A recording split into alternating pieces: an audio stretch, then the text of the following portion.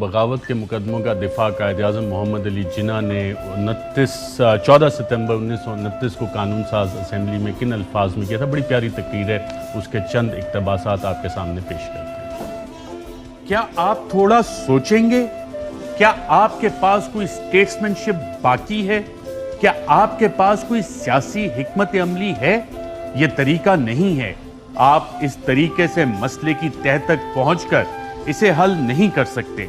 आप वक्ती और आर्जी तौर पर इस मखसूस आजमाइश को पूरा कर सकते हैं, लेकिन अब हमें यह देखना है कि परेशानी की असल वजह क्या है।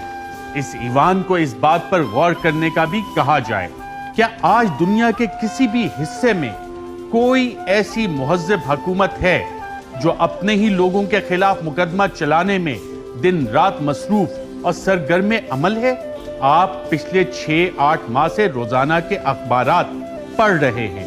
आपको बंगाल में मुकदमे, मद्रास में मुकदमे, पंजाब में मुकदमे और मुल्क भर में मुकदमे होते नजर आएंगे।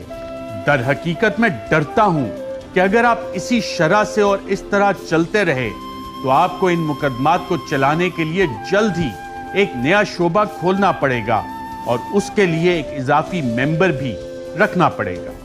और आखिरी अल्फाज जो मैं हुकूमत को मुखातिब करके कहना चाहता हूं वो ये हैं कि कोशिश करें कि अपने जहन को बुनियादी मसले और उसकी वजह पर मरकूज करें, और आप जितना ज्यादा इस मसले की बुनियादी वजह पर तवज्जो देंगे आपको उतनी ही कम मुश्किलात और तकलीफों का सामना करना पड़ेगा। इस बात की बेहद खुशी होगी कि हम आवाम के टैक्स का पैसा उन अफराद और शहरियों के खिलाफ मुकदमे चलाने में जाया नहीं करेंगे जो अपने मुल्क की आजादी की लड़ाई लड़ रहे हैं और इसके लिए मेहनत कर रहे हैं।